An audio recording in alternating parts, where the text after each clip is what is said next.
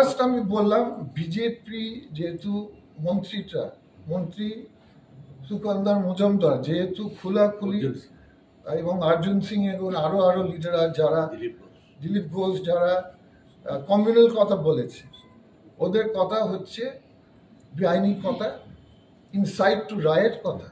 এইভাবে আমাদের সংবিধানের আন্ডারে বা আমাদের ক্রিমিনাল কোডের আন্ডারে ওনারা এরকম কথা বলতে পারে না। একটা রায়েট টোন এরিয়া আপনি এসে আর বলছেন হাসপাতাল ধরেন, এটা আমাদের দেশে অ্যালাউড নেই।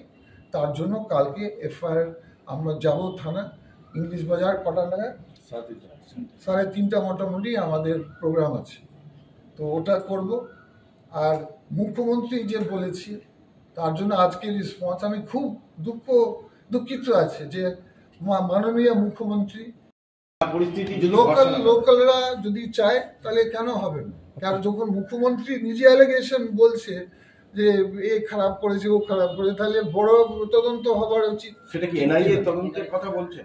সেটা যদি লোকাল মানুষরা কি চাইছে, যদি ওরা এটা চায় তাহলে আমি চাইব। লোকাল মানুষ এত বড় দুর্ঘটনা হওয়ার পরে আমার মনে হয় লোকাল মানুষ, শামসেরগঞ্জের মানুষ, হিন্দু ভাই মুসলিম ভাই সবার ক্ষতি হয়েছে, মসজিদের ক্ষতি হয়েছে, মন্দিরের কথা হচ্ছে, সবার ক্ষতি হয়েছে।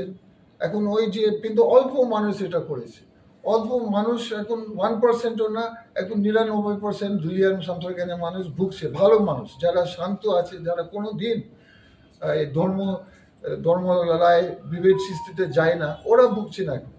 যারা ভিকটিম তারা বলছে না তদন্ত চাইছে, তাহলে তদন্ত হোক। ভিকটিম যদি চায় আমি লড়াই করবো না, ভিকটিম যদি চায় তাহলে আমি চাই। এনআইএ তদন্ত হলে যদি চায় তাহলে আমরা চাই, এনআইএ তদন্ত হলে আপনারা সমর্থন, যদি চায় আমরা চাই। বলছি আমি কোঅপারেট করেছি, কারণ আমি পুলিশের কথা শ্রদ্ধা করি, রেসপেক্ট করি। তারপরে আবার পুলিশ মন্ত্রী বলবে আপনি ঘুরছেন না, এটা দুরকম কথা কি করে? পুলিশ মন্ত্রী জানে না যে ওখানকার পুলিশরা কি বললো আমাকে?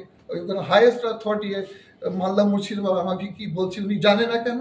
উনি তাহলে কিসের পুলিশ মন্ত্রী? কিছু জানে না মালদা, আমি কোথায় ঘুরছি সেটাও জানে না, নাকি জেনে না জানার মতো প্ররোচনা? তাহলে তার জন্য আমি বললাম এটা কি একটা রাজনীতি হচ্ছে?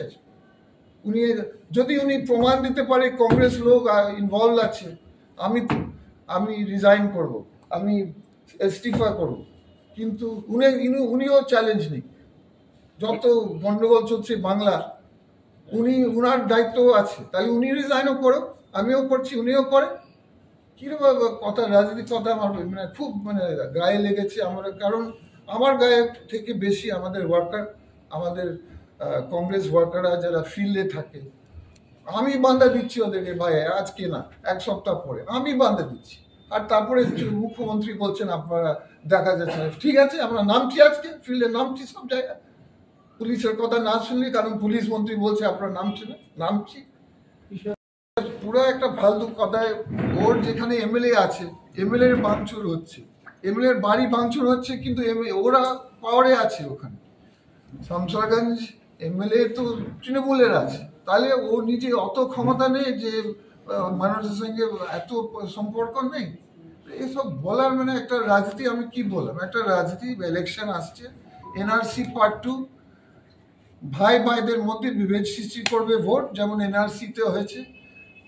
তৃণমূল চেষ্টা করছে হয়তো মাইনরিটি ভোটারদের সঙ্গে, বিজেপি চেষ্টা করছে মেজরিটি ভোটারের সঙ্গে। এটা খুব দুঃখিত, আমাদের রাজ্যটা বিভেদ সৃষ্টি হচ্ছে ধর্ম নামে, এটা খুবই বাজে জিনিস। আমরা কংগ্রেস পার্টি, আমরা ধর্ম নিরপেক্ষ পার্টি, আমরা চাই কি সব ভাই মিলিয়ে শান্তিতে থাকে, এটা আমাদের বার্তা।